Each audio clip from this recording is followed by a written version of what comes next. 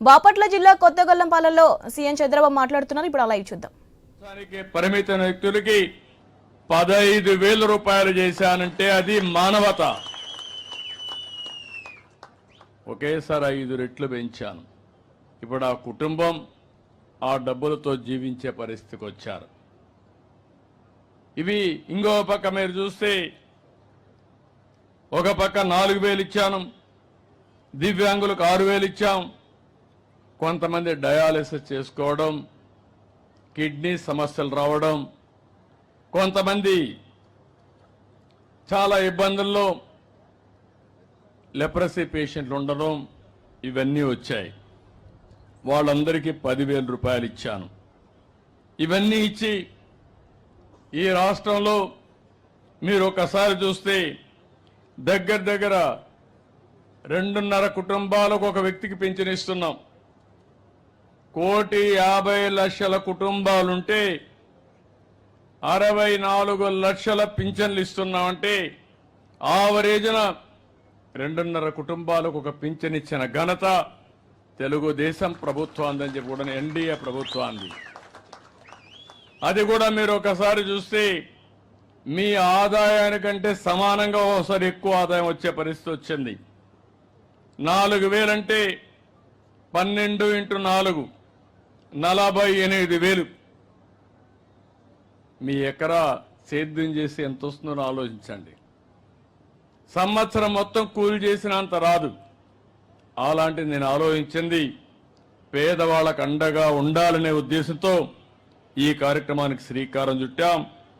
ఈ ఒక్క కార్యక్రమంలో 33,100 కోట్ల రూపాయలు ఖర్చు అవుతుంది. భారతదేశంలో ఎక్కడా లేదు. ఒకప్పుడు బటన్ నొక్కారన్నారు, మీ బటన్లన్నీ నా పింఛన్తో సమానం అని చెప్పి మరొక్కసారి మీకు అందరికీ తెలియజేస్తున్నా. ఇంకో పక్కన మీరు ఒకసారి చూస్తే నెలకు 2,722 కోట్ల రూపాయలు మీ ఇంట్లోకి వస్తుంది నెల అన్ని గ్రామాల్లో. కొంతమంది పింఛన్ తీసుకోవడానికి బయట పోతారు, ఏదో కూలి పనులకో బంధువుల ఇంటికి వెళ్ళిపోతారు. వాళ్ళు మళ్ళీ నెలలా పింఛన్ కోసం రావాలి. రాకపోతే ఇచ్చే పద్ధతే లేదు. అందుకే నేను ఆలోచించాను, అలాంటి వారికి ఒక నెల రాకపోతే 2వ నెల తీసుకోండి, 2 నెలలు రాకపోతే 3వ నెల కూడా తీసుకునే అవకాశం ఇచ్చాను. ఈరోజు మీరు చూసినప్పుడు దగ్గర దగ్గర 2 నెలలు తీసుకున్న వాళ్ళు 93,324 మంది ఉన్నారు. నేను మిగలబెట్టుకోవాలంటే 76 కోట్లు మిగులుతుంది నెలకి. కాదు, పేదవాడికి అండగా ఉండాలని అదనంగా 76 కోట్ల రూపాయలు నెలకు మీకు ఇస్తున్నానంటే అది పేదవాళ్ళ పట్ల అభిమానం. ఇంకో పక్కన మీరు చూస్తే 3 నెలలు తీసుకుని 16,000 ఉన్నారు, వాళ్ళకు 14 కోట్లు ఇస్తున్నాం. వీళ్ళు కాకుండా భార్య భర్త ఉంటారు, భర్తకు పింఛను వస్తుంది, భార్యకు రావడం లేదు, అనాథయ్యే పరిస్థితి వస్తుంది. భర్త చనిపోయిన వెంటనే భార్యకు పింఛనిచ్చే విధానానికి శ్రీకారం చుట్టామని చెప్పి కూడా నేను మీకు తెలియజేస్తున్నాను. ఆటోమేటిక్గా ఇస్తున్నాం. రెండోది మీరు ఒక్కసారి గుర్తుపెట్టుకోవాల్సింది, ఈరోజు పింఛన్లు మీ ఇంటికి పంపిస్తున్నాను. 7 గంటలకే పంపిస్తున్నాం. మళ్ళీ టెక్నాలజీలో అనుసంధానం చేస్తున్నాను. ఎక్కడిచ్చాడో కంట్రోల్ రూమ్ నుంచి మీ ఇంటి దగ్గర ఇచ్చాడా, పక్కనిచ్చాడా, లేకుంటే ఎక్కడన్నా వాళ్ళ ఆఫీసు పిలిపించాడా, మొత్తం సమీక్ష చేస్తున్నా. మళ్ళా మీకు ఒక మెసేజ్ పంపిస్తున్నా, పింఛన్ ఇచ్చినప్పుడు డబ్బులు ఏమన్నా తీసుకున్నారా అని కూడా అడుగుతున్నా, మిమ్మల్ని ఇబ్బంది పెట్టారని అడుగుతున్నా, మర్యాదగా మాట్లాడారని అడుగుతున్నా. అంటే ఉద్దేశం ఏంటి? పింఛన్ ఇవ్వడం అనేది తీసుకోవడం మీ హక్కు, ఇచ్చే వాళ్ళకు కూడా జీతం ఇస్తున్నాం, ఇచ్చేటప్పుడు గౌరవంగా ఇవ్వాలని ఎప్పటికప్పుడు పర్యవేక్షిస్తున్నాం. నేను ఒక మాటలో చెప్పాలంటే అందరినీ అభినందిస్తున్నా. తొలి రోజే 98% పింఛన్లు ఇచ్చేస్తున్నారు. మా అధికార యంత్రాంగం పోటీ పడిస్తున్నారు. ఇప్పుడు దానికి అందరిని అభినందిస్తున్నా. శభాష్, మీరు పేదల సేవలో బ్రహ్మాండంగా పనిచేస్తున్నారు. దానికి మనస్ఫూర్తిగా అభినందనలు. మీకు అందరికి కూడా పింఛన్లు వస్తున్నాయని నమ్మకం ఉంటే గట్టిగా చప్పట్లు కూడా చెప్పండి, లేకుంటే అవసరం లేదు. ఇది అధికార యంత్రాంగం గుర్తుపెట్టుకోవాలి. ఈ నమ్మకాన్ని మీరు కాపాడుకోవాలి. అప్పుడే మనందరికీ న్యాయం జరుగుతుంది, మన జీవితాలకు ఒక మీనింగ్ ఉంటుందని చెప్పి కూడా మీకు తెలియజేస్తున్నా.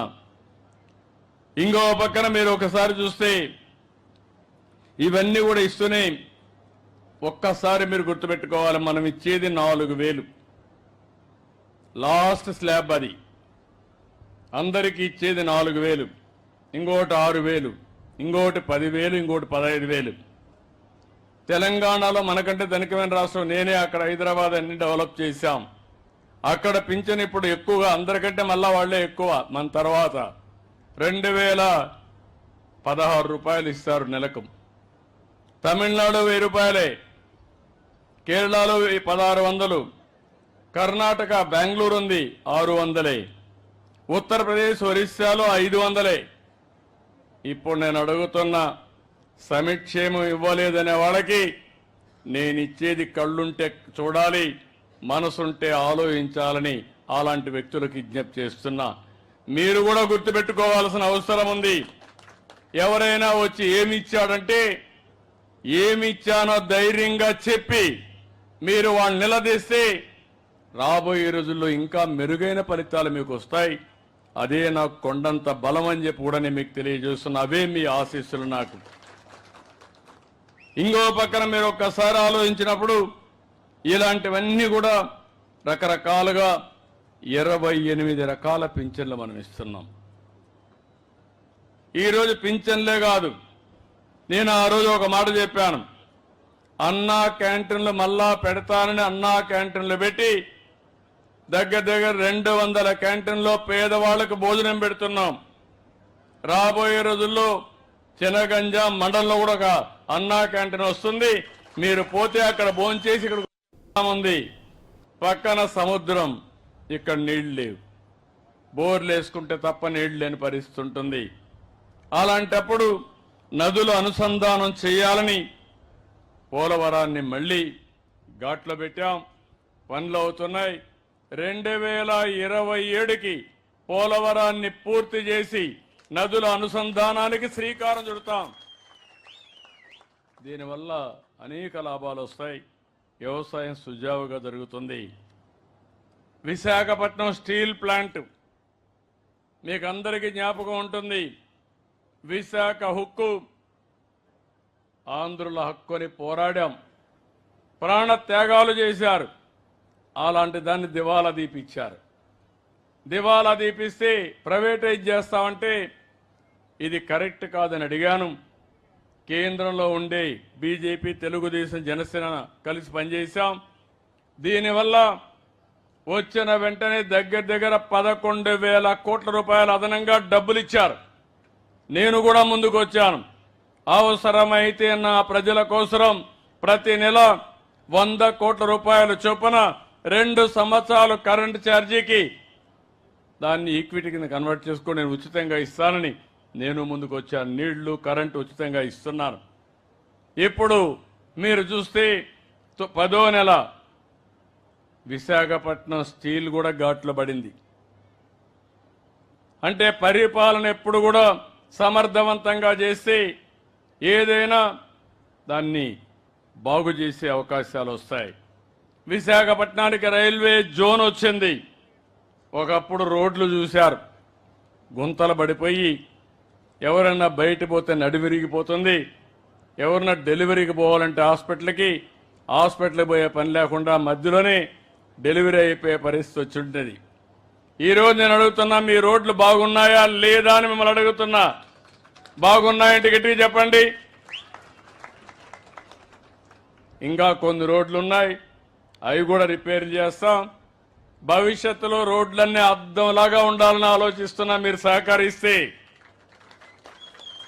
దానివల్ల మనం ఎక్కడికి పోవాలన్నా రావాలన్నా, ఒకప్పుడు మీరు చూస్తే నేషనల్ హైవేస్ ఉన్నాయి,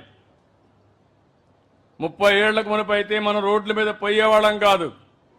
ఈరోజు నేషనల్ హైవేస్లు ఎక్కడా గుంతలే లేవంటే విధానమే కారణం. అలాంటివన్నీ వచ్చాయి. ఇంకో పక్కన మీరు చూస్తే డిఎస్సి, మన పిల్లల ఉద్యోగాల కోసం మెగా డిఎస్సి పెడతానని మొదటి సంతకం పెట్టాను. రేపు జూన్ లోపల డిఎస్సి పరీక్షలు ఈ నెలలోనే ప్రారంభించి జూన్ లోపల ఉద్యోగాలు ఇచ్చి తిరిగి స్కూళ్ళన్నీ రీఓపెన్ చేసే లోపల కొత్త టీచర్లందరినీ పోస్ట్ చేసే బాధ్యత నాది. ఇంకో పక్కన ల్యాండ్ టైటిలింగ్ యాక్ట్ రద్దు చేశాం. ఇంకొక విషయం కూడా చెప్తున్నా, ఈ ఊర్లో యాదవులు ఉన్నారు. మీ జీవనోపాధి గొర్రెలు మేపుకోవడం, లేకపోతే గేదెలు కానీ ఆవులు కానీ మేపుకోవడం ప్రధానమైన వృత్తి మీకు. అదే మరి ఇంకొక పక్కన చూస్తే చేనేత కార్మికులు ఉన్నారు. వాళ్ళంతా మగ్గాలు పెట్టుకొని నేసే పరిస్థితి. అదే మరి చెట్లెక్కి కళ్ళు గీత గీసే గీత కార్మికులు ఉన్నారు. ఇంకో పక్క సముద్రంపై ఆధారపడి మత్స్యకారులు ఉన్నారు. వడ్డీర కూడా కంకర కొడుతూ వాళ్ళంతా ఆధారపడతారు. నాయీ బ్రాహ్మణులంతా కూడా ఎక్కడికక్కడ మంచి శుభ కార్యక్రమాలు జరిగితే వస్తూ ఉంటాం, దేవాలయాల్లో ఉంటారు. నేను అందరినీ ఆలోచిస్తున్నాను, ఏం చేస్తే మీ జీవితాల్లో బాగుపడతారో ఆలోచిస్తున్నాను. ఈరోజు గొర్రెలున్నాయి, మీరు గొర్రెలు పట్టిస్తాం. గొర్రెలు పట్టిస్తే ఎండ వాన పండగ లేకుండా మీ ఇంట్లో పెళ్ళైనా గొర్రెలు మాత్రం తీసుకుపోవాల్సిందే. నేను తెలంగాణలో, నేను హైదరాబాద్లో ముఖ్యమంత్రి ఉన్నప్పుడు చూసేవాడిని. ఓసారి మీరు ఆ గొర్రెలు తీసుకొని మొత్తం దేశం అంతా తిప్పేవాళ్ళు, రాష్ట్రం అంతా తిప్పేవాళ్ళు. రాత్రుల్లో మంద కూడా పెట్టేవాళ్ళు. ఆ మంద పెడితే కొంత డబ్బులు వచ్చేటివి. అవన్నీ చూసిన తర్వాత ఈరోజు ఒకప్పుడు ఆవులు కూడా ఇట్నే మేపాం. ఇప్పుడు ఆవులు బయట తీసుకుపోయే పని లేదు, ఇంటి దగ్గరనే గడ్డేయగలుగుతున్నాం. దానా ఇంటి దగ్గరనే వేస్తాం. ఒక 2 ఆవులుంటే ఒక 15,000 వస్తాయి. గొర్రెలు కూడా బయట తీసుకుపోయే పని లేకుండా ఇంట్లోనే ఊర్లోనే మేపుకునే పరిస్థితి వస్తుంది. గడ్డి కూడా పెంచుకునే పరిస్థితి వస్తుంది. దానా కూడా ఇచ్చే పరిస్థితి వస్తుంది. నేను ఈ ఊర్లో చూశాను. ఇంకొక అమ్మాయి అయితే కొడుకుంటే ఆ అబ్బాయి కూడా 10వ తరగతి చదివి మానేశాడు. అతన్ని కూడా నేను చూశాను. ఈ ఊర్లో యువత ఉన్నారు. ఇమ్మీడియట్గా చదువుకున్న వాళ్ళు, చదువు మానేసిన వాళ్ళకి ఉపాధి కల్పించడానికి ఇంటి దగ్గరనే గొర్రెలు పెంచుకునే వ్యాపారం మీ అందరికీ నేర్పిస్తాను. దీన్ని లాభసాటిగా ఏం చేయాలో కూడా చేస్తాం. దీనివల్ల మీ ఆదాయం పెరుగుతుంది. దానికి కావాల్సిన షెడ్లు కడతాం.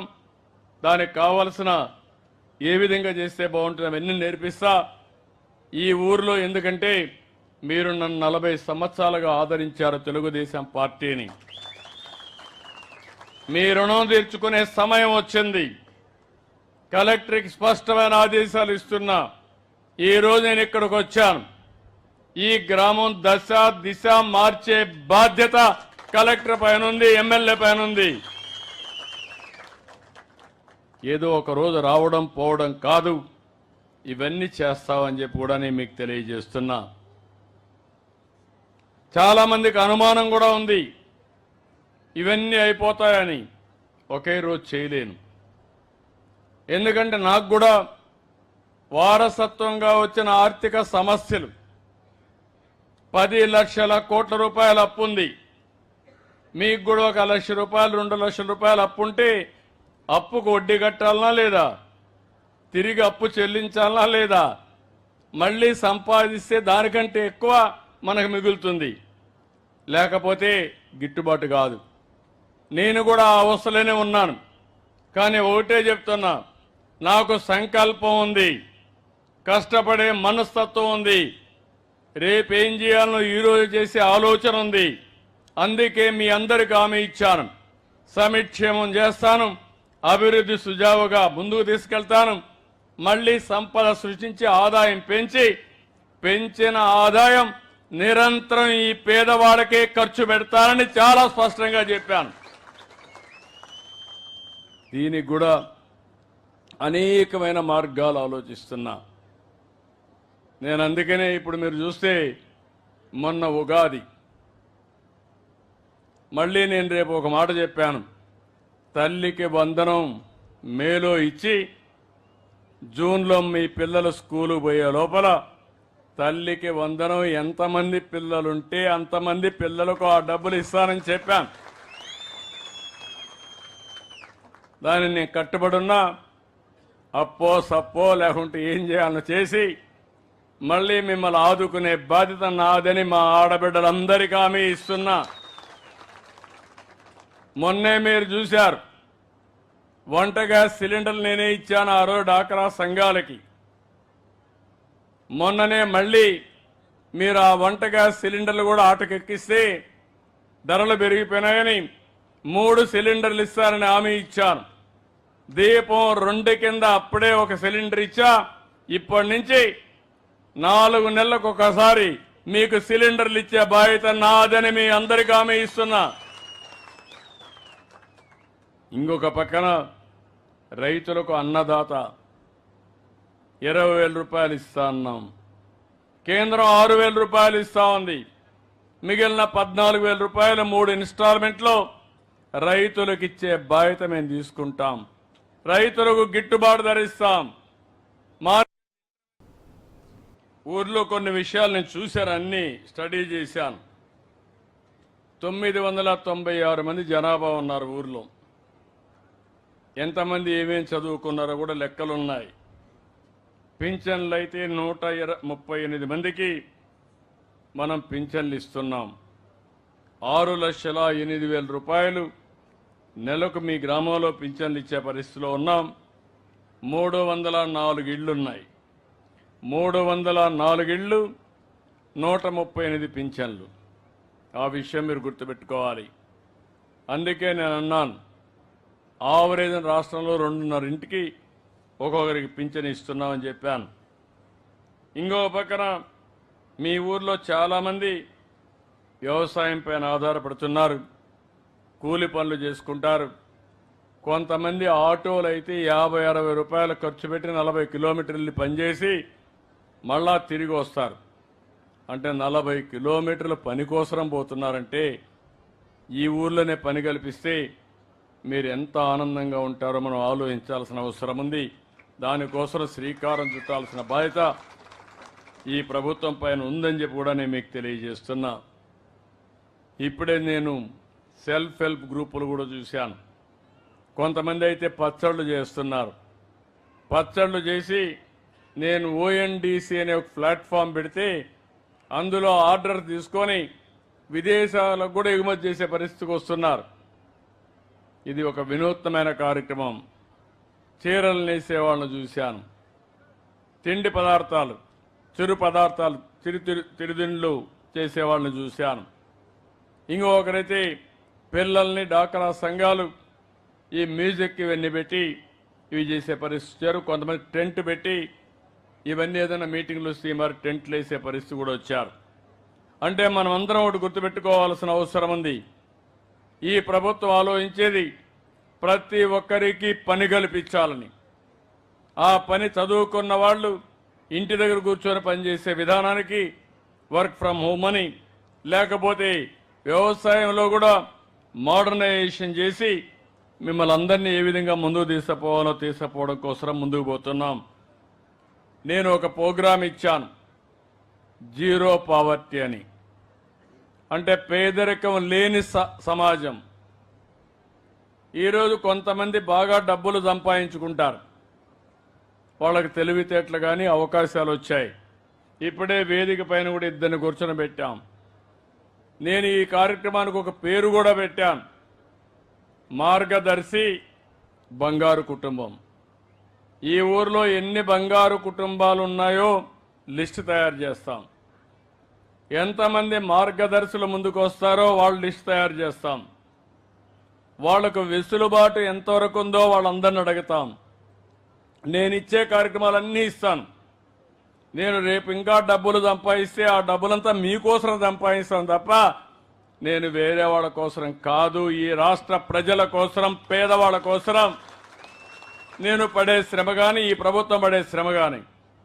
అలాంటప్పుడు మేము చేసే పనికి అదనంగా ఇలాంటి తెలివైన వాళ్ళు మీకు అండగా నిలబడితే నేను వారికి కూడా ఒక ఆలోచన ఇస్తాం, ఒక స్ఫూర్తినిస్తాం, వాళ్ళు చేసే పనికి గుర్తింపిస్తాం.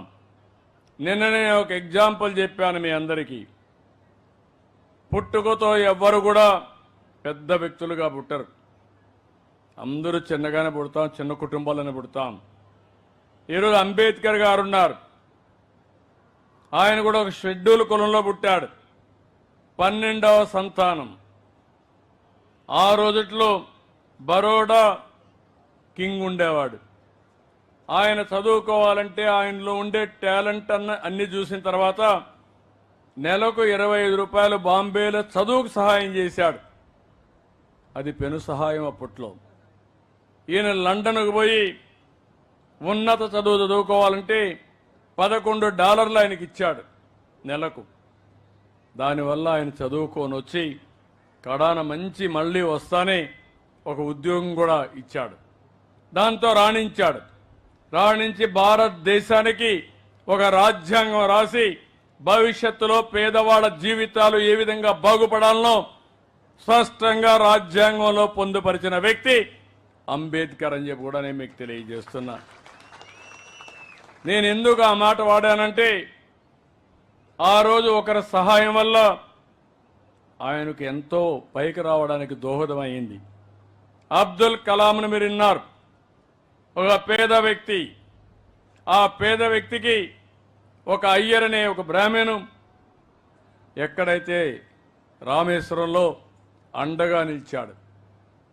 ఆ రోజు బ్రాహ్మిన్స్ అనేవాళ్ళు కింద నుండే వాళ్ళని చూడకపోతే కాదు ఈయనలో మంచి గుణాలున్నాయి, ఈయన్ని చదివిస్తే పైకి వస్తాడని శిష్యుడిగా చేర్చుకొని చదివించాడు. బ్రహ్మాండంగా దేశానికి గర్వకారణంగా అబ్దుల్ కలాం తయారయ్యే పరిస్థితికి వచ్చారు. ఈరోజు మన ప్రియతమ నాయకుడు ఎన్టీ రామారావు గారు ఉన్నారు. ఆయన మారుమూల క్రమంలోని మనమారిగానే పుట్టి ఒక చరిత్ర సృష్టించాడంటే, ఒక యుగ పురుషుడు అయ్యాడంటే ఆయన వెనకాల కూడా చాలా మంది ఉన్నారు. నేను అందుకనే మీ అందరినీ కోరుతున్నాను, ఈరోజు నేను తీసుకొచ్చిన డబ్బుల కోసమే కాదు, సరైన సమయంలో సరైన సలహా ఇస్తే ఆ సలహా మీరు అవలంబిస్తే మీ జీవితాలే మెరుగవుతాయి, మీ జీవితాల్లో మార్పు వస్తుంది. నేను డాక్రా సంఘాలు పెట్టాను, 25 సంవత్సరాల కంటే ముందు పెట్టాను. ఈరోజు వాళ్ళ దగ్గర ఒక 35,000 కోట్ల రూపాయలు పొదుపు ఉంది. నేనే నేర్పించాను, రూపాయి మీరు పొదుపు చేయండి, నేను రూపాయి ఇస్తానన్నా. అంచెలంచెలుగా ఎదిగింది, బ్రహ్మాండమైన వ్యవస్థగా తయారైంది. ఇప్పుడు భారతదేశానికి ఒక ఆదర్శంగా తయారయ్యే పరిస్థితి వచ్చింది. ఈ సందర్భంలో ఒకటే మిమ్మల్ని కోరుతున్నాను, నా ఆలోచన, నా జీవితాశయం ఒకటే, పేదరికం లేని సమాజాన్ని చూడాలనేది నా జీవితాశయంగా ఎంపిక చేసుకున్నాను. పైనుండే 10% లేకపోతే 45% మనం తీసుకునే నిర్ణయాల వల్ల పైకి వస్తారు. చాలామంది వ్యవసాయంలో మంచి పాలసీ తీసుకొస్తే వ్యవసాయంలో ఉండే అందరూ పైకి వస్తారు. అదే సమయంలో ఒక 10-20% ప్రజలు ఏం చేయాలో తెలియకుండా సరైన సమయంలో అండలేకుండా అక్కడే మిగిలిపోతున్నారు. అలాంటి వారికి చేయూతనివ్వాలనే ఉద్దేశంతో నేను ఈ కార్యక్రమానికి శ్రీకారం చుట్టా. ఇది ప్రధానమైన ఉద్దేశం. టాప్లో ఉండే 10% మార్గదర్శకులుగా ఉంటారు, కింద నుండే 20% బంగారు కుటుంబాలుగా ఉంటాయి. ఇద్దరూ కలిసి ఒక పద్ధతి ప్రకారం అభివృద్ధి చేస్తే వాళ్ళ జీవితాల్లో ఒక వెలుగు వస్తుంది. అది చేయించడానికి నేను ప్రయత్నం చేస్తున్నా. ఈరోజు ఏం చేస్తారో వాళ్ళు చెప్తారు, ఏం కావాలన్నా బంగారు కుటుంబాలు చెప్తాయి. ఒకే రోజు పరిష్కారం కావు, ఈ విషయం గుర్తుపెట్టుకోవాలి. మీకు ఆరోగ్యం బాగాలేకపోతే డాక్టర్ దగ్గరికి పోతే ఒకే రోజు పరిష్కారం కాదు. చిన్న సమస్య అయితే తలకాయ నొప్పి ఉంటే ఏదో మందులు ఇచ్చి పంపిస్తే తలనొప్పి పోతుంది. కానీ ఓసారి కొన్ని సమస్యల్ని పరిష్కారం చేయాలంటే చాలా రోజులు పట్టచ్చు, కడాన ఆపరేషన్ కూడా పట్టచ్చు.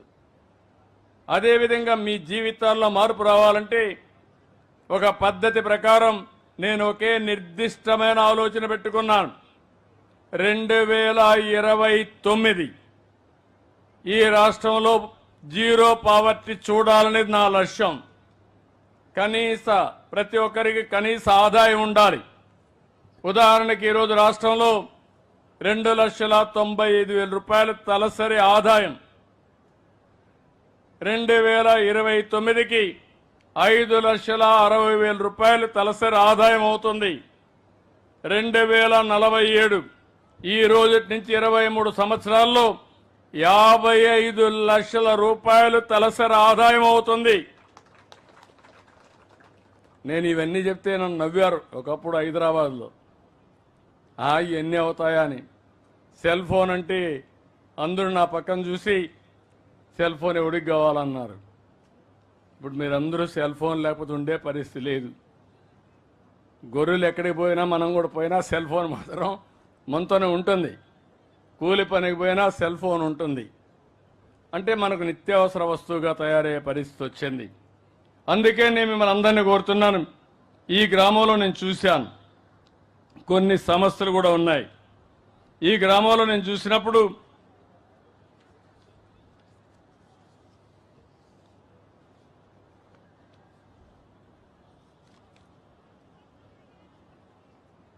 ఎక్కడ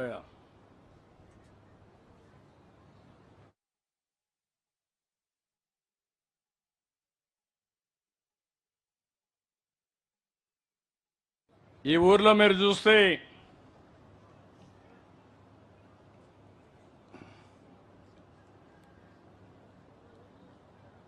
304 ఇండ్లున్నాయి. వీళ్ళల్లో మనం చూస్తే ఇండ్లు 13ఏనా? నేను అడిగింది సచివాలయం మొత్తం చెప్పమంటున్నాను, లేకపోతే నీకు ప్రాబ్లం వస్తుంది రేపటి నుంచి. సచివాలయం వరకు వర్కౌట్ చేయాలి మీరు. ఇంకా నేను చెప్పిన కాన్సెప్ట్ మీరు ఫాలో కావడం. సచివాలయం లాస్ట్ యూనిట్. నేను ఎక్కడికి వచ్చినా సచివాలయమే రివ్యూ చేస్తా.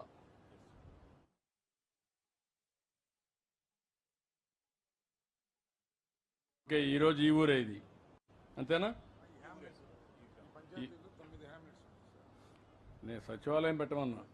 పంచాయతీ లేదు, పంచాయతీ సర్పంచ్ అడ్మినిస్ట్రేటివ్ యూనిట్ సచివాలయం. ఇక్కడికి వచ్చినప్పుడు దగ్గర ఒక 17 మందికి మరుగుదొడ్లు లేవన్నారు, 13 మందికి ఇండ్లు లేవన్నారు. ఇంకా పింఛన్లు కావాల్సిన వారు అర్హత ఉంటే 30 మంది అన్నారు. రేషన్ కార్డు ఒకటి కావాలన్నారు. కరెంటు 4 కావాలన్నారు. ఇవన్నీ కూడా ఇమ్మీడియట్గా శాంక్షన్ చేయమని కలెక్టర్కి ఆదేశాలు ఇస్తున్నాను. అవన్నీ శాంక్షన్ చేస్తారు. ఇప్పుడు ఇక్కడికి వచ్చినప్పుడు మీరు చూస్తే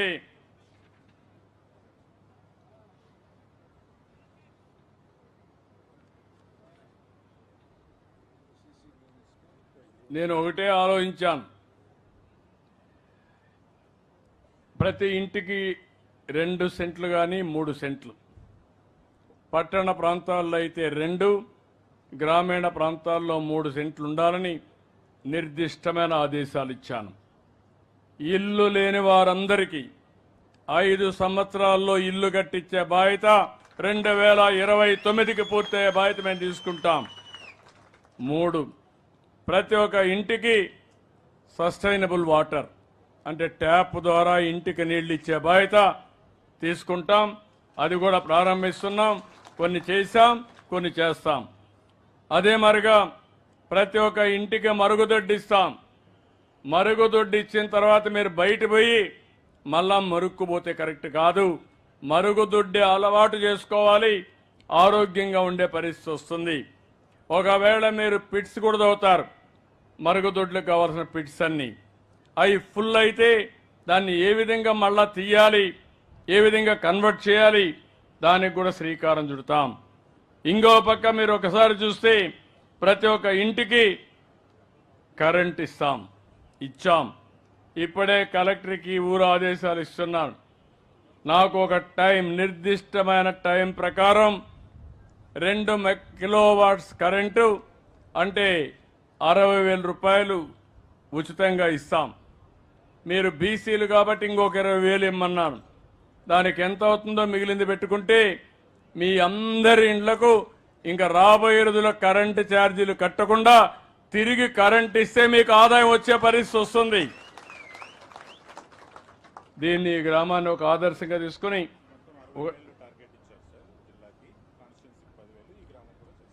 ఈ గ్రామం మొత్తం పూర్తి చేయండి. దీన్ని కూడా పూర్తి చేస్తాం. గ్యాస్ కనెక్షన్లు అందరికీ ఇచ్చాం. పేదవాళ్ళందరికీ 3 సిలిండర్లు ఉచితంగా ఇస్తాం. ఇంటింటికి ఇంటర్నెట్ కూడా ఇమ్మంటున్నాను.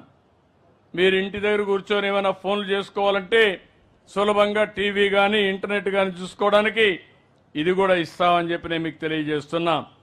ఈ గ్రామంలో డ్రైన్స్ అన్ని పూర్తి చేసేయండి. నాకు మొత్తం సచివాలయం ఒక యాక్షన్ ప్లాన్ తయారు చేసి కమ్యూనిటీ ఇన్ఫ్రాస్ట్రక్చర్ మొత్తం నేను చెప్పినటువంటి ఇంటి జాగా, ఇల్లు, toilet, tap connection, gas, internet, electricity with solar ఈ సచివాలయాన్ని ఒక మోడల్గా తీసుకొని 100% స్టాచ్యురేషన్కి ఇంటి పైన కరెంటు తీసుకొచ్చే బాధ్యత మీరు చేయండి. రూఫ్ టాప్ సోలార్ పెట్టేసేయండి. దానివల్ల ఈ గ్రామం ఒక ఆదర్శం అవుతుంది. ఒక రికార్డ్ టైంలో పూర్తి చేయమని కోరుతున్నా. అదే మరి ఈ గ్రామం మొత్తం తీసుకొని మీ సచివాలయం, సీసీ రోడ్స్ అన్ని పూర్తి చేయండి. డ్రైన్స్ కూడా పూర్తి చేయండి. స్ట్రీట్ లైట్స్ అన్ని పూర్తి చేయండి. ఇక్కడ చెత్త కలెక్ట్ చేసిన తర్వాత దాన్ని కన్వర్ట్ చేసే కేంద్రం లేదు. దాన్ని కూడా పెట్టి దాన్ని కూడా పూర్తి చేయండి. వేస్ట్ మేనేజ్మెంట్ కానీ ఈ 2 కూడా చేయండి. దీన్ని ఒక ఆదర్శంగా మీరు నాకు ఒక టైం బౌండ్ ప్రోగ్రాం పెట్టుకొని పూర్తి చేయండి. మళ్ళీ నెలవారీగా రిపోర్ట్ తెప్పిస్తా. అన్నీ పూర్తయ్యే వరకు నేను అండగా మీకుంటానని చెప్పి నేను మీకు తెలియజేస్తున్నా. ఇంటికి కావలసిన 7 అవసరాలు ఇస్తున్నాను. ఊరికి కావలసిన అన్ని అవసరాలు తీరుస్తాం. స్కూల్ బిల్డింగు, కమ్యూనిటీ బిల్డింగ్లు అన్నీ వచ్చేస్తాయి. నేను ఇప్పుడే చూశాను, మీ ఊర్లో దేవాలయం కట్టారు, బ్రహ్మాండంగా కట్టారు. మీ ఊర్లో ఉండే పెద్ద గొల్ల అక్కడ పూజ చేసి నన్ను మనస్ఫూర్తిగా ఆశీర్వదించాడు, కొబ్బరికాయ కొట్టించాడు. నేను కొబ్బరికాయ కొడితే కూడా చాలా బాగా పగిలింది. అంటే మీ మనసు చాలా మంచిది కాబట్టి కొబ్బరికాయ కూడా చాలా పక్కాగా శుభాన్ని సూచిస్తూ పగిలే పరిస్థితి వచ్చింది. ఆయన ఆశీస్సులు తీసుకొని నేను ఇక్కడికి వచ్చాను. దేవుడు ఆశీస్సులు తీసుకొని దేవాలయం బ్రహ్మాండంగా కట్టారు. ఎట్లా కట్టారంటే మీ దగ్గర డబ్బులు వేసుకున్నారు, దాతల దగ్గర డబ్బులు తీసుకున్నారు. దేవాలయాన్ని మాత్రం, దేవుణ్ణి మాత్రం బ్రహ్మాండంగా చూసుకొని ఎమ్మెల్యే డబ్బులు కూడా కొంత ఇచ్చాడు, సహకరించాడు. అందరూ కలిసి బ్రహ్మాండమైన దేవాలయం కట్టారు. దేవాలయం అయింది, ప్రజలే దేవుళ్ళు. మీ దేవాలయాన్ని కూడా, మీ ఇల్లును కూడా బాగు చేసే బాధ్యత మాదని మీ అందరికీ విజ్ఞప్తి చేస్తున్నా. ఆ దేవాలయాన్ని కట్టడానికి 10 మంది సహకారం తీసుకున్నాం. అవునా కాదా? కట్టినాక ఈరోజు మీకు అందరికీ ఆనందంగా ఉందా లేదా? వాళ్ళందరికీ మీరు కృతజ్ఞతగా ఉన్నారా లేదా? అదే నేను ఆలోచిస్తున్నా. ఈ పేదవాళ్లే దేవుళ్ళు, సమాజమే దేవాలయం. ఇది చెప్పింది నందమూరి తారక రామారావు గారు. అందుకే నేను ఆలోచించేది 2029కి జీరో పావర్టీ, పేదరికం లేని సమాజం. ఆ తర్వాత మెరుగైన జీవన ప్రమాణాలకు మళ్ళీ పెంచుతాం. దాని తర్వాత బెస్ట్ లివింగ్ స్టాండర్డ్స్ ఇవ్వడానికి ఏమేం చేయాలో చేసుకుంటా పోతాం. నా ఉద్దేశం ఒకటి, సంపద అనేది కొంతమందికి పరిమితం కాకూడదు. అవసరమైన ప్రతి ఒక్కరికి ఆ సంపద ఉండాలి. మీ జీవన ప్రమాణాలు మెరుగ్గా ఉండాలి. మీ పిల్లల్ని బాగా చదివించాలి. మీ ఆరోగ్యం బాగుండాలి.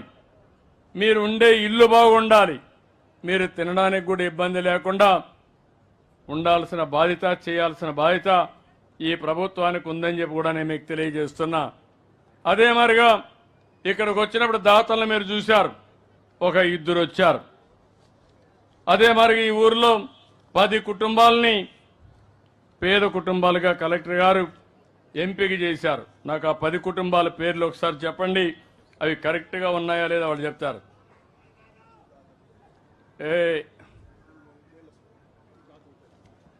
పర్ల అవసరం వాళ్ళ అవసరం అటువంటి వాళ్ళు అవసరం. మనకి ఎప్పుడు కూడా సమాజంలో మంచి ఉంటుంది, చెడు ఉంటుంది.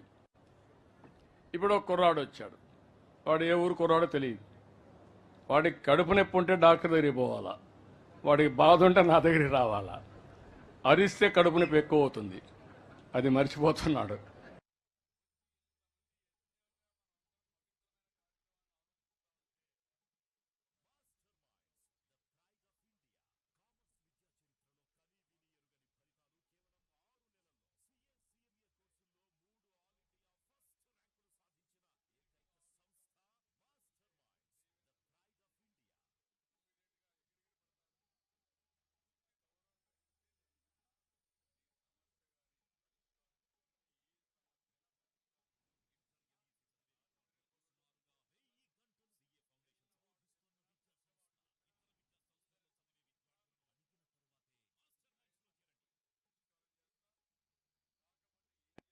చేస్తా, బెదిరిస్తే ఈ మార్గం అరిస్తే కడుపు నొప్పి ఉంటే గట్టిగా ఏం చేయాలో చేస్తా. వీళ్ళు కూడా అర్థం చేసుకోవాలి. కొంతమంది నేను చూస్తూ ఉంటాను, రాజకీయాల్లో ఉండేవాళ్ళు ఇక్కడ చిల్లర పనులన్నీ చేస్తూ ఉంటారు, ఎక్కువ అటెన్షన్ వస్తుందని. అది మంచిది కాదు. సమాజంలో నేను చూశాను కొన్ని ఇలాంటి వేషాలన్నీ చూస్తూ ఉంటే ఎక్కడైనా వీళ్ళు తోక తిప్పచ్చు, కానీ నా దగ్గర తోక తిప్పితే 43 ఏళ్ళ నుంచి ఆవులు ఇస్తే పేగులు లెక్క పెడతా. ఎవరైనా సరే ఇది ఒక పవిత్రమైన యజ్ఞం చేస్తున్నాం. యజ్ఞం చేసినప్పుడు సహకరించండి, సహకరించలేకపోతే నీకు ఏదైనా ప్రాబ్లం ఉంటే రా, నేను ఎప్పుడూ అందుబాటులో ఉంటా, 24 గంటలు అందుబాటులో ఉంటా. పోతా ఉంటూ వస్తే కూడా కాగితం తీసుకొని కలెక్టర్కి ఆదేశాలు ఇచ్చి పరిష్కారం చేస్తాను. అది గుర్తుపెట్టుకోమని రాష్ట్రంలో ఇలాంటి వ్యక్తులకి అందరికి విజ్ఞప్తి చేస్తున్నా. విజ్ఞప్తి చేయడమే కానీ గట్టిగా కూడా ఉంటాను. ఒకవేళ కానీ మీరు ఏదో వచ్చి డిస్టర్బ్ చేయాలని కానీ మోటివ్స్ ఉంటే మాత్రం, దురుద్దేశమైన ఉద్దేశాలుంటే మాత్రం మిమ్మల్ని కరెక్ట్గా ట్రీట్ చేస్తాం. మీది సదుద్దేశం అయితే ఎప్పుడైనా రండి, 24 గంటల వెల్కమ్. దారిలో పోతా ఉంటే కూడా కారు నిలబెట్టి వాళ్ళ సమస్య వినిపోయే వ్యక్తిని నేనని చెప్పి మీకు తెలియజేస్తున్నా. ఇక్కడికి వచ్చినప్పుడు 2 విషయాలు, ఇక్కడ 10 మందిని సెలెక్ట్ చేశారు. ఆవుల వెంకాయమ్మ ఉందే ఇక్కడ, ఆవుల వెంకాయమ్మ ఏమ్మా, ఎల్లావులన ఆవులను పెట్టారు, ఆవులను పెట్టారేంటి? ఉందా ఆవిడ? రమ్మని ఎట్లా? ఆ కుటుంబం బాగా పేద కుటుంబమా? ఈ ఊరోళ్ళు చెప్పండి, ఆ కుటుంబం బాగా పేద కుటుంబమా?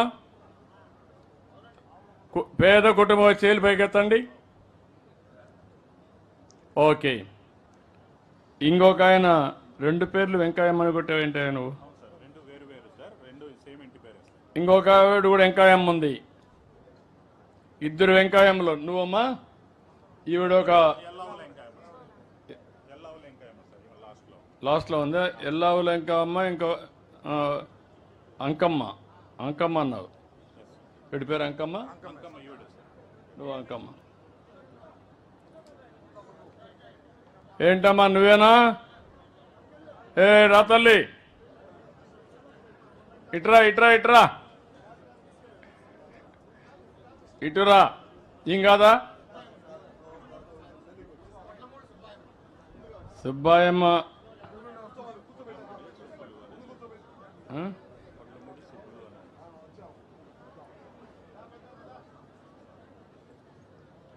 ఇటు రామ్మ.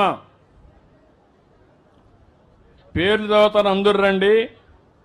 గడ్డం అచ్చయ్య,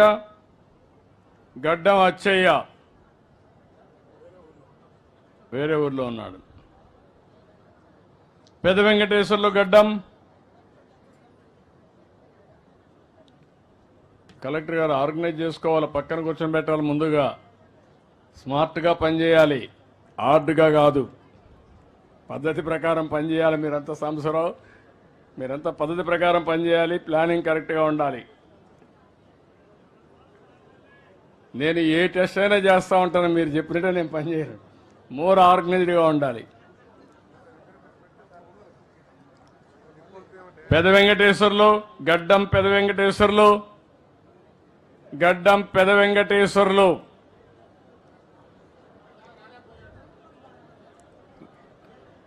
ఓపెన్గానే ఉన్నాం కదా.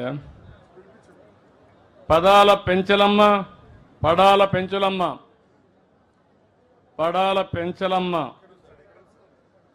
వడ్లమూడి సుబ్బులు. రామ్మ ఇట్లాంటి నిలబడుకోండి, మీరు ఈ పక్క వచ్చి కూర్చోండి.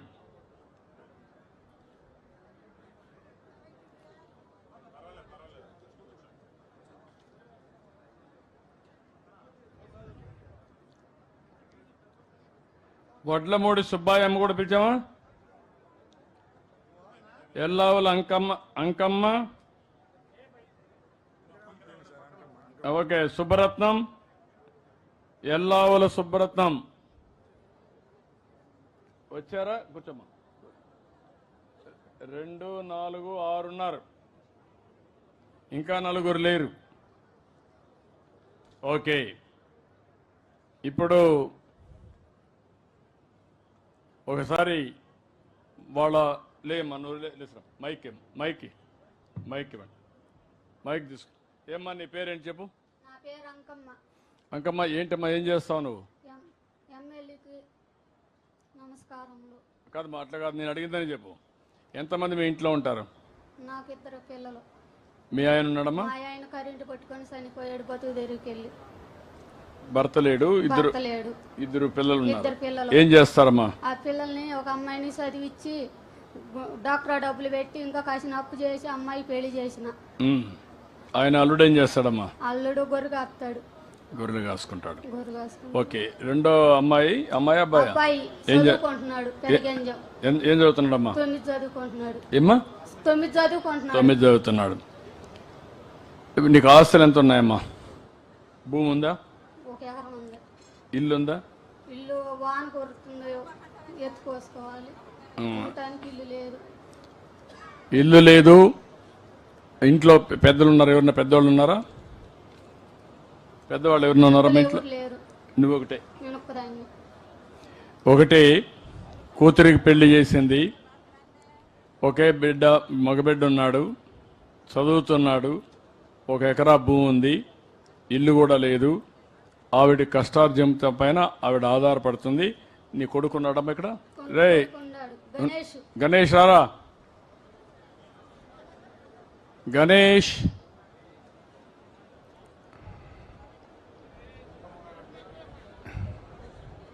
గణేష్ చేయి పైకెత్తు. ఎక్కడున్నా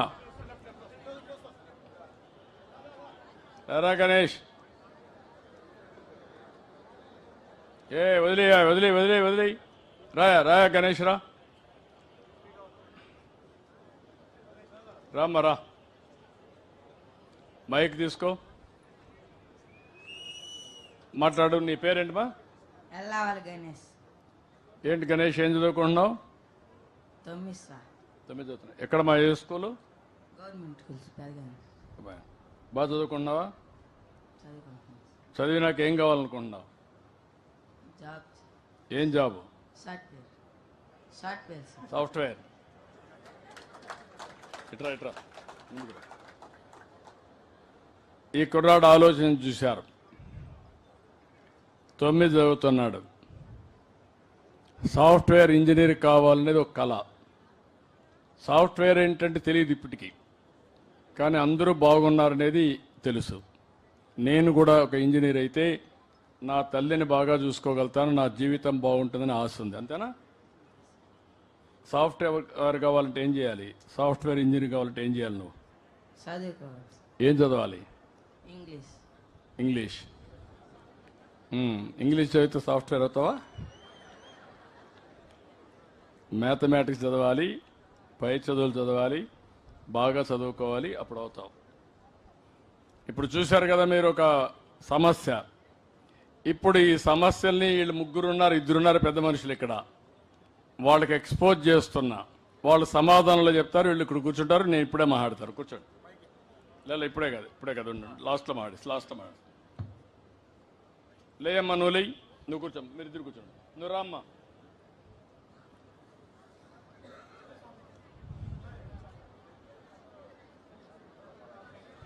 నీ పేరేంటమ్మా? ఏమ్మా?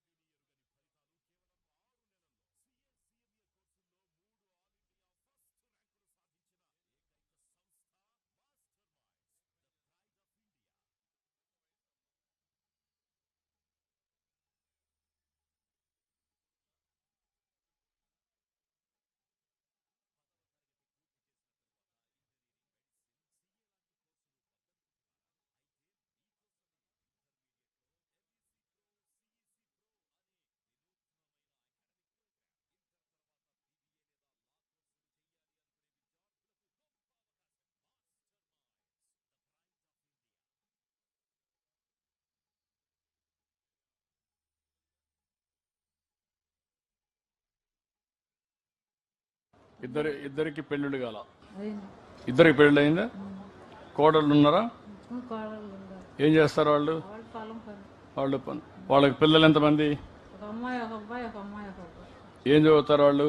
ఒక అమ్మాయి 6 చదువుతుంది, ఒక అబ్బాయి 4 చదువుతున్నాడు, ఇంకొకరికి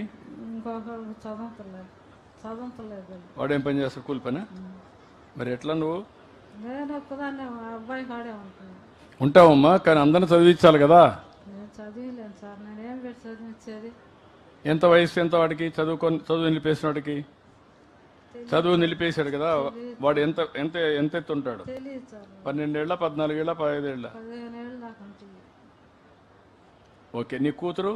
కూతురు వెళ్ళింది, అత్తగారింటికి వెళ్ళిపోయింది. కాబట్టి కూతురు వెళ్ళింది, 2 కొడుకులు ఉన్నారు, 2 కోడళ్ళు ఉన్నారు, ఒక్కొక్కరికి 2 పిల్లలు ఉన్నారు.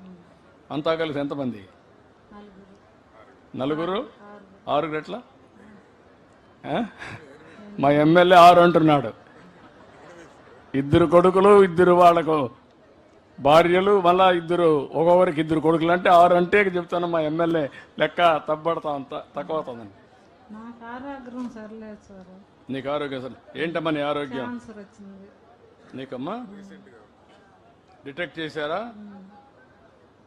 ధైర్యంగా కరెంటు పెట్టారు, కీమీలు పెడుతున్నారు. 3 కీమీలు పెట్టారు, 8 కీమీలు పెట్టాలన్నారు.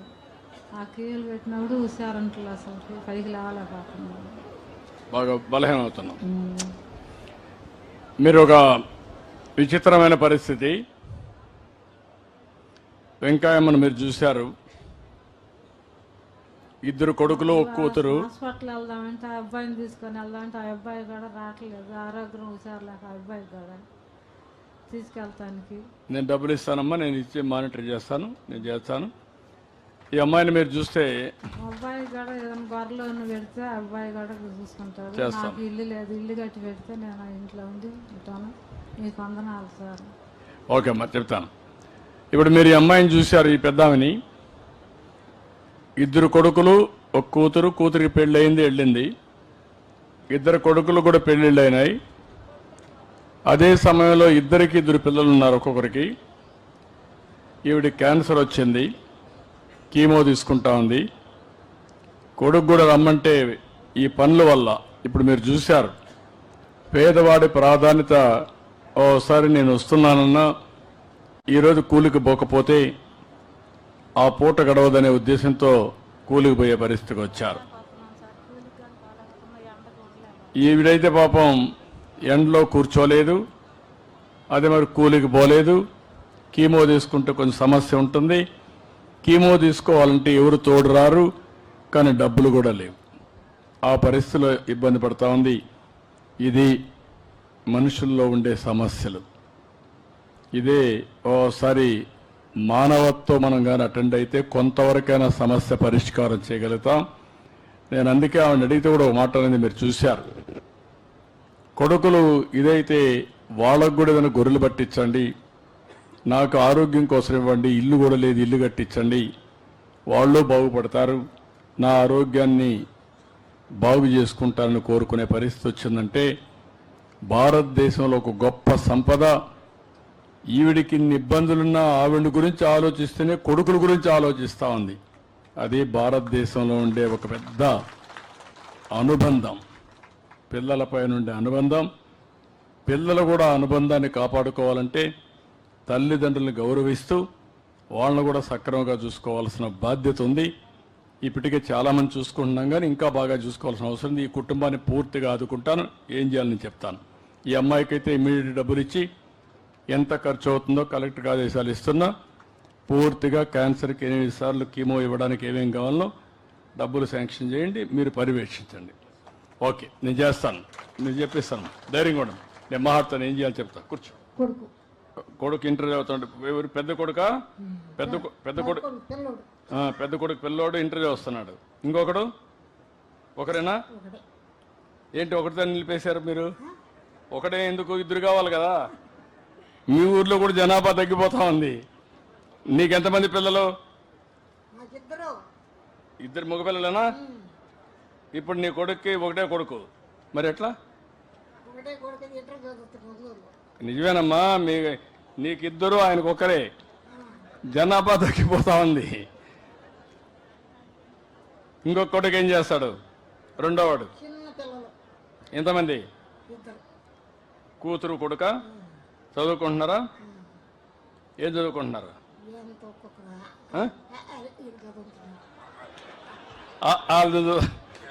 మా పెద్దమ్మ బాగా ఎల్కేజీ ఇంగ్లీషు బాగా చదువుకుంటున్నారా? నీకు పింఛన్ వస్తుందా?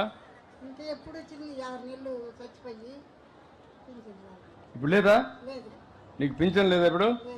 కలెక్టర్ గారు ఈ అమ్మాయికి ఇమ్మీడియట్గా ఈ రోజు నుంచి ఈ మంత్ నుంచే పింఛన్ ఇవ్వండి. నేను ఇమ్మీడియట్గా ఇమ్మంటానమ్మా, పింఛన్ ఇస్తారు. ఓకే, కూర్చొని చెప్తాను ఏం చేయాలని. రారా, నువ్వేం చెప్పక్కర్లని అడిగిందని చెప్పమ్మా. నువ్వు మాట్లాడతావు కదా, నువ్వు మాట్లాడతావు కదా, నువ్వు నాతో మాట్లాడు. మీ ఇంట్లో ఎవరు ఉన్నారమ్మా? నువ్వు ఒకటేనా? పింఛన్ వస్తుందా? ఎంత ఇచ్చారు? కరెక్ట్గా ఇస్తున్నారా? నెల ఇస్తున్నారా?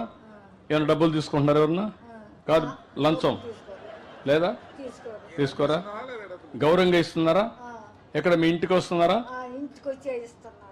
మొదటి తారీఖు ఇస్తారా? ఈరోజు ఇచ్చారా? ఎన్ని గంటలకు ఇచ్చారు? ఈరోజు 10 ఇచ్చారు. దాచిపెట్టుకున్న డబ్బులు ఎక్కడా?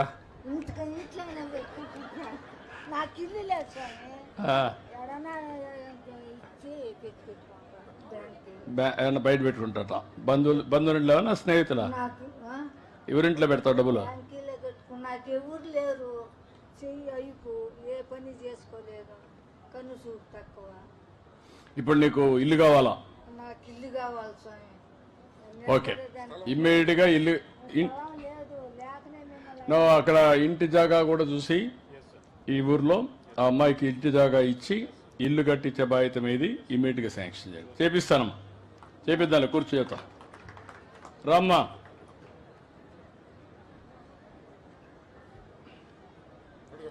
రామ్మా.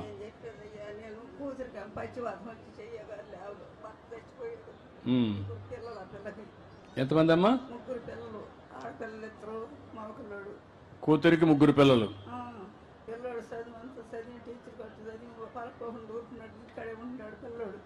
ఏం చదువుతున్నాడు వాడు?